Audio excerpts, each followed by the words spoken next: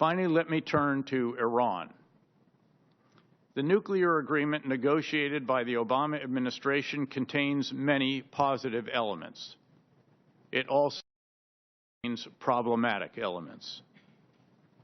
Over the next 10 to 15 years, the agreement will impose meaningful constraints on Iran's nuclear activities. It will also, however, increase considerably the resources available for the Iranian regime to pursue malign activities.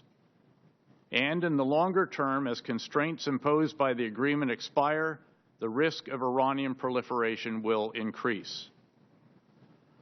The key question going forward is, what will be the relationship of the United States to Iranian power? Will we seek to counter it or to accommodate it?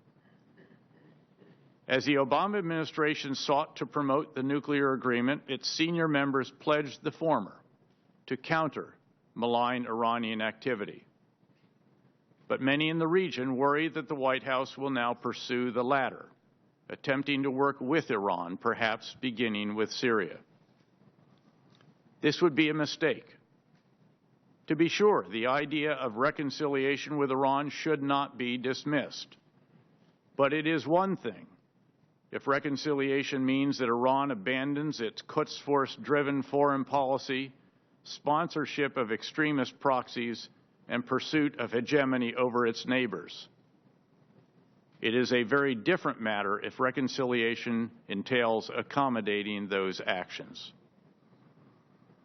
As we have seen in Iraq, Syria, and Yemen, Iran's activities are not only hostile to us and our partners, they also exacerbate Sunni feelings of alienation and disenfranchisement, which in turn drive sectarian radicalization and the growth of groups like ISIS.